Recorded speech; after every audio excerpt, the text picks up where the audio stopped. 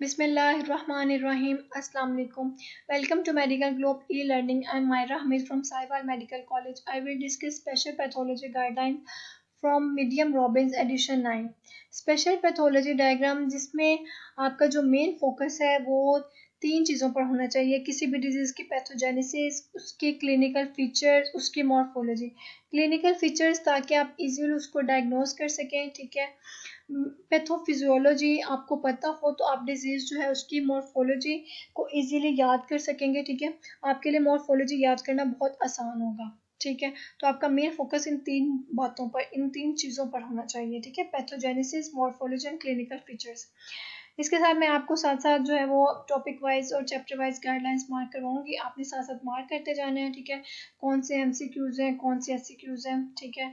और इसके साथ मेडिकल ग्लोब की बुक्स एमबीबीएस क्रैक्स जो कि एमसीक्यूज और एससीक्यूज के लिए दो अलग बुक्स हैं, उनको आपने साथ में स्टडी करना है, ठीक है, ताकि आपकी जितनी भी एमसीक्यूज और एससीक्यूज से रिलेटेड प्रॉब्लम्स हैं वो सॉल्व हो सकें। चले अब हम स्टार्ट करते हैं चैप्टर 20 से, bones, joints and soft tissue tumours. इस चैप्टर में से एक एससीक्यू आना है और 5 एमसीक्यूज आने हैं, ठीक है। तो इस चैप्टर को आपने 1 एससीक्यू एंड 5 एमसीक्यूज के लिए प्रिपेयर करना है। सबसे पहले जो है ये पैराग्राफ है, इसको जस्ट आपने रीड करना है एमसीक्यूज के लिए, ठीक है। जो इसके हाईलाइटेड पॉइंट्स है ना वो आपने बड़े अच्छे से तैयार करने हैं, ठीक है। ये बोन्स, सबसे पहले जो है वो बोन्स है। ऑर्गेनिक मैट्रिक्स जो है वो कितने परसेंटेज होता है, इनऑर्गेनिक कितना, ठीक है। ये आपके एमसीक्यूज है सीधे सीधे। ये डायग्राम्स आपने ओस्पी के लिए तैयार करनी है, ठीक है। Cell of bone.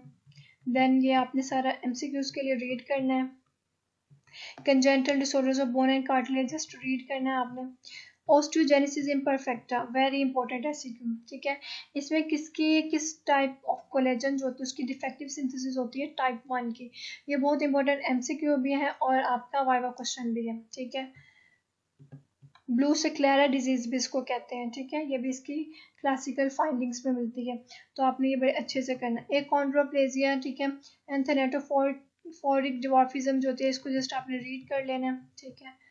ओस्टियोपेट्रोसिस very important, ठीक है। इसको आप पैथोमा से भी कर सकते हैं, ठीक है। आप पैथोमा से कर लीजिएगा इसको। ओस्टियोपेट्रोसिस जो है ये वाइवा में भी पूछते हैं, ठीक है। और जो है इसका एससीक्यू भी आ जाता है, ठीक है। तो ओस्टियोपेट्रोसिस जो होती है इसको मार्बल डिजीज भी कहते हैं। ये मुझसे वाइवा में पूछा था एग्जामिनर ने, ठीक है। तो इसको बड़े अच्छे से आपने कर लेना है, ठीक है। समरी आपने साथ साथ रीड करते जाना है। देन ओस्टियोपोरोसिस है वेरी इंपॉर्टेंट यूक्यू, ठीक है। इसको बड़े अच्छे से आपने तैयार करना है। साथ में इसकी जो मॉर्फोलॉजी है वो बहुत इंपॉर्टेंट है, ठीक है। तो आपने ये बड़े अच्छे से याद करना है, ठीक है। हार्मोनल इन्फ्लुएंसेस, ये सारा आपने बड़े अच्छे से तैयार करना है इसका। ये ऑस्टियोपोरोसिस जो है उसकी पैथोजेनेसिस है, ठीक है। कौन कौन से हो सकते हैं, एज रिलेटेड चेंजेस भी आ सकते हैं, हार्मोनल भी आ सकती हैं, ठीक है। तो ये आपने उसके साथ करनी है तैयार, ठीक है। उसके बाद जो है ये जो डायग्राम है, ठीक है, पैथोफिजियोलॉजी ऑफ ऑस्टियोपोरोसिस, ये इंपॉर्टेंट है अंडरस्टैंडिंग के लिए ताकि आपका एक कॉन्सेप्ट बन जाए, ठीक है। इसके लिए आपने इसको करना है। पेचर्स डिजीज, ऑस्टाइटिस डिफॉर्मेंस, ठीक है, वेरी इंपॉर्टेंट, ठीक है। इसकी कौन सी कितनी स्टेजेस होती हैं, ठीक है। लिटिक फेज में क्या होता है, मिक्स्ड फेज में क्या होता है, मुझे एक पैटर्न में क्या होता है, वेरी इंपॉर्टेंट, ठीक है। इसको आपने बड़े अच्छे से तैयार करना है, बहुत इंपॉर्टेंट यूक्यू है ये। इसके जो है वो ऑस्पी डायग्राम, इसको आपने बड़े अच्छे से तैयार करना है, ठीक है। इसकी जो पैथोजेनेसिस क्या होती है, ठीक है, ये बड़ी अच्छे से आपने रीड कर लेना है इसको। इसकी क्लिनिकल कोर्स, आपको क्लिनिकल फाइंडिंग्स पता हो, ठीक है, ताकि आप इजीली डायग्नोज कर सकें। रिकेट्स एंड ऑस्ट्रोमलेशिया, आप पैथोमासिस को रीड कर लें, ठीक है। रिकेट्स जो है वो बच्चों में होती है और ऑस्ट्रोमलेशिया जो अडल्ट्स में होती है, और क्या इनके अंदर डिफरेंस है, पैथोमा से कर लें, ठीक है। हाइपरथायराइडिज्म करने की जरूरत नहीं है, आपका एंडो में कवर हो जाएगा, ठीक है। ये समरी आपने साथ साथ रीड करते जाना। नर्व फ्रैक्चर्स, ठीक है। एससीक्यू जैसे जो न्यू एडिशन है ना उसमें इंक्लूड नहीं है, ठीक है। तो ओल्ड में है तो ऐसा जो है वो इसको आप करने की ज़रूरत तो नहीं है, आप छोड़ सकते हैं इसको, ठीक है। बस आपको वैसे पता हो कौन कौन से फ्रैक्चर जो है वो होते हैं, ठीक है। देन आता है ओस्टियो नेक्रोसिस, ठीक है, यानी एवेस्कुलर नेक्रोसिस। इसको भी करने की ज़रूरत नहीं है, आप इसको स्किप कर दें। ऑस्टियोमाइलाइटिस वेरी इंपॉर्टेंट, ठीक है। ये वाइवा में बहुत पूछते हैं कितनी टाइप्स हैं, पायोजेनिक में क्या होता है, और ये सारे जितने ऑर्गेनिज्म इन्वॉल्व हैं, ये एमसीक्यू भी बहुत इंपॉर्टेंट है, ठीक है। तो आपने एमसीक्यू के लिए भी इसको अच्छे से तैयार करना है। ट्यूबरकुलस ऑस्टियोमाइलाइटिस, ठीक है, ये आपने बड़े अच्छे से तैयार करना है। ये डायग्राम जो है फीमर की बनी हुई, ठीक है। क्रोनिक ऑस्टियोमाइलाइटिस, ठीक है, ये ऑस्पी के लिए बहुत इंपॉर्टेंट है। देन बोन ट्यूमर्स आ जाते हैं, ठीक है, इसको आपने जस्ट रीड करना है। ये इसकी जो क्लासिफिकेशन है सीधा सीधा यूक्यू है, ठीक है, वेरी इंपॉर्टेंट। वाइवा में बहुत पूछते हैं, ठीक है, इसकी बोन फॉर्मिंग कौन से हैं, कार्टिलेजिनस कौन से हैं, ठीक है। तो ये आपने बड़े अच्छे से तैयार करना है, किस एज ग्रुप में होता है, ठीक है, एज ग्रुप का भी आपको पता हो। बोन फॉर्मिंग ट्यूमर्स में ऑस्टियोमास, ठीक है, ये एमसीक्यू के लिए इंपॉर्टेंट है। ऑस्टियोमास क्या होते हैं, ऑस्टियोइड, ऑस्टियोमा, ऑस्टियोब्लास्टोमा, इनका डिफरेंस आपको पता हो, ठीक है, एमसीक्यूज में इंपॉर्टेंट है। ऑस्टियोसार्कोमा वेरी इंपॉर्टेंट यूक्यू, ठीक है, इसकी मॉर्फोलॉजी बहुत दफ़ा आ चुकी है, आपने बहुत अच्छे से इसकी मॉर्फोलॉजी है तैयार करनी है। ग्रोथ पे आपको क्या मिलता है, माइक्रोस्कोपिकली क्या मिलता है, ठीक है, तो बड़े अच्छे से आपने इसको तैयार करना है। ये डायग्राम्स आपने ओस्पी के लिए तैयार करने हैं ताकि आपकी ओस्पी भी साथ साथ प्रिपेयर होती जाए। और ओस्पी में भी ऐसे होता है, बिल्कुल ये स्लाइड दिखाई होती है, देन पूछते हैं कि व्हाट इज़ द डायग्नोसिस, ठीक है, मतलब आपको क्या डायग्नोसिस इसका क्या है, ठीक है, या इस आइडेंटिफाई करें लेगियन जो होती है उसको, ठीक है। देन आपने बताना होता है, और साथ में फिर पूछते हैं कि इस डिजीज़ के मॉर्फोलॉजी बताएं, ठीक है, 1 नंबर का वो भी आया होता है क्वेश्चन। तो ओस्पी आपने बड़े अच्छे से प्रिपेयर करनी है, ठीक है। इस तरह से आपके साथ साथ ओस्पी होती जाएगी। देन कार्टिलेज फॉर्मिंग ट्यूमर ऑस्टियोकॉन्ड्रोमा, ठीक है, आपका एससीक्यू है सीधा सीधा, ठीक है। इसकी जो है कौन कौन सी जीन्स में म्यूटेशन होती है, ठीक है, ये सारा आपको आना चाहिए, एमसीक्यूज के लिए भी बहुत इंपॉर्टेंट है, ठीक है। कॉन्ड्रोमा एमसीक्यूज के लिए आपने इसको करना है, इसकी पैथोजेनेसिस को आपने रीड करना है, कौन सी जीन्स जो है जहाँ कहाँ पे पॉइंट म्यूटेशन होती है, ठीक है। कॉन्ड्रोसार्कोमा एमसीक्यूज के लिए आपने इसको भी तैयार करना है। फाइब्रस डिस्प्लेजिया अनइम्पोर्टेंट, इसको करने की जरूरत नहीं है। फाइब्रस एंड फाइब्रोसिस ट्यूमर्स, ठीक है, अनइम्पोर्टेंट है। मिसलेनियस बोन ट्यूमर्स, ठीक है, जिसमें इविंग सार्कोमा वेरी वेरी इंपॉर्टेंट, ठीक है, ये बहुत इंपॉर्टेंट यूक्यू है, तो आपने इसको बड़े अच्छे से तैयार करना है। इसकी मॉर्फोलॉजी बहुत इंपॉर्टेंट है, ठीक है, इसमें जो है वो होमर राइट रोजेट्स मिलते हैं, ठीक है, तो ये एमसीक्यू है आपका। और किस जीन की म्यूटेशन होती है, ठीक है, तो ये आपने बड़े अच्छे से करना है, एमसीक्यूज हैं आपके, ठीक है। Joint cell tumour of bone very important MCQ, ठीक है, इसकी मॉर्फोलॉजी बहुत इंपॉर्टेंट है, इसकी क्लिनिकल फीचर्स बड़े इंपॉर्टेंट है, ठीक है, इससे लाजमन एमसीक्यूज जो है वो आते हैं। मेटास्टेटिक डिजीज अनइम्पोर्टेंट, आप इसको स्किप कर सकते हैं, जस्ट इसको एक दफ़ा रीड कर लें। समरी आपने करते जाना ताकि कोई पॉइंट आपका मिस ना हो, ठीक है।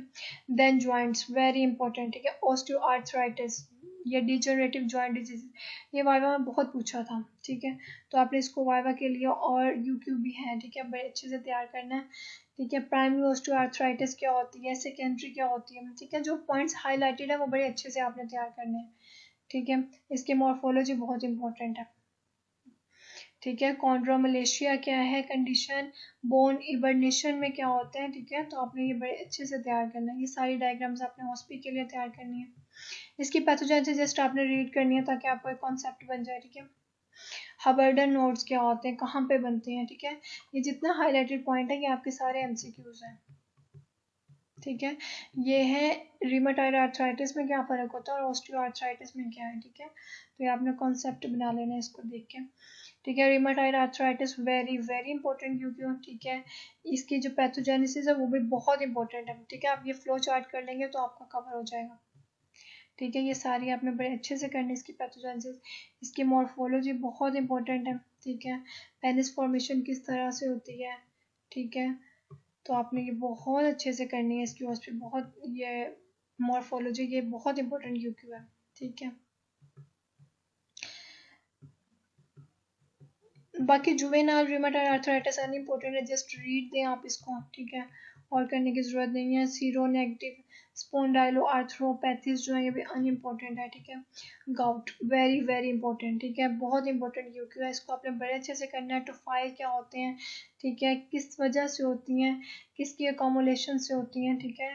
प्राइमरी गाउट में क्या होता है, सेकेंडरी में क्या होता है, बहुत इंपॉर्टेंट है, ठीक है, ये यूक्यू आपका।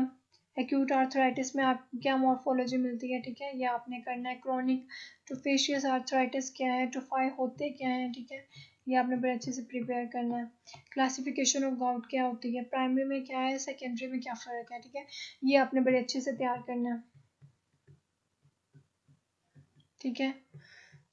ये गाउट का टॉपिक हो गया आपका अच्छे से। और ये साथ में ये जो डायग्राम बनी हुई ना पैथोजेनेसिस, ये अगर आप फ्लो चार्ट कर लें ना तो मोर देन इनफ है, ठीक है, यही आप फ्लो चार्ट जो है वहाँ पे ड्रॉ कर दें, ठीक है। सूडो गाउट जो है ये एससीक्यू भी आपका, ठीक है, इसके अलावा एमसीक्यूज में भी पूछते हैं, ठीक है। इसमें क्या होता है, कैल्शियम पायरोफॉस्फेट की क्रिस्टल्स की डेपोजिशन होती है, ठीक है, तो ये आपका एमसीक्यू है। लाइम आर्थराइटिस किसकी वजह से होती है, इसके कॉजेटिव ऑर्गेनिज्म का पता हो, ये वाइवा में बहुत रोल रहा था एग्जामिनर में, तो इसको आप जो एक दफ़ा रीड ज़रूर कर लीजिएगा। वैसे इन्फेक्शियस आर्थराइटिस करने की ज़रूरत तो नहीं है, बट इसको आप कर लें कौन सा ऑर्गेनिज्म कॉज कर रहा है। बाकी जो आगे का जो है वो करने की ज़रूरत नहीं है, ठीक है, यहाँ तक आपका जो है वो बोन्स वाला कवर हो जाता है, बोन्स एंड जॉइंट्स। अब आते हैं सॉफ्ट टिश्यू ट्यूमर्स, ठीक है। सॉफ्ट टिश्यू ट्यूमर्स में आपने जो करना है लाइपोमा, लाइपोसार्कोमा, ठीक है, इसको आपने एमसीक्यूज के लिए तैयार करना है। ये जो सॉफ्ट टिश्यू ट्यूमर्स का टेबल बना हुआ बहुत इंपॉर्टेंट है, ठीक है, इसको आपने करना है। ये ओस्पी के लिए मिक्सॉइड लाइपोसार्कोमा, ठीक है, ये ओस्पी के लिए बहुत इंपॉर्टेंट डायग्राम है, ठीक है। बाकी आपका करने की जरूरत नहीं है, उतना आपने कर लेना है। देन आते हैं स्केलेटल मसल ट्यूमर्स, ठीक है, रेब्डोमायोसार्कोमा वेरी इंपॉर्टेंट एससीक्यू, ठीक है। इसकी ट्रांसलोकेशन कहाँ पे होती है, ठीक है, किस में डिफेक्ट होता है, तो ये आपको आना चाहिए। ये ओस्पी के लिए आपने डायग्राम करनी है, ठीक है। ये इसकी जो मॉर्फोलॉजी है वेरी इंपॉर्टेंट एससीक्यू। लियोमायोसार्कोमा, ठीक है, ये आपका एससीक्यू है सीधा सीधा। साइनोवियल सार्कोमा, ठीक है, जो हाईलाइटेड पॉइंट्स है वो आपने एमसीक्यूज के लिए तैयार करने हैं। स्मूथ मसल टिश्यू ट्यूमर जो होता है ये वेरी इंपॉर्टेंट, लियोमायोमा, ठीक है, इसकी मॉर्फोलॉजी, इसकी ये जो डायग्राम्स हैं, ठीक है, ये जो ओस्पी की हिस्टोलॉजिकल डायग्राम्स है ये बहुत इंपॉर्टेंट है, ठीक है। यहाँ तक हमारा जो bones, muscles, joints and soft tissue tumour जो है वो उसकी गाइडलाइंस मैंने आपको मार्क करवा दी है, ठीक है, तो आपने इसको बड़े अच्छे से तैयार कर लेना है। ये बहुत इंपॉर्टेंट है और इजी चैप्टर है, इजीली हो जाता है, ठीक है, ज़्यादा टाइम नहीं लगता इसको। Okay, thank you. Medical Globe brings you the solution to your problems, the problems you face during your professional exams. Yes, we are introducing MBBS Cracks. This book contains chapter-wise important topics, solved past university questions. Besides this, chapter pearls are also given for helping you during your MCQs exams. ENT review summaries are also given, past UHS keys are also given in this book, and OSPE pictures are added in high resolution to help you ace your OSPE exams. Besides this series for SCQs and OSPE, MCQs Cracks has also been introduced. This book contains MCQs not only from UHS but also from several other universities. So what are you waiting for? Get your book ordered online at a given number, and I promise you that you won't regret purchasing this book. The number is mentioned here, and thank you.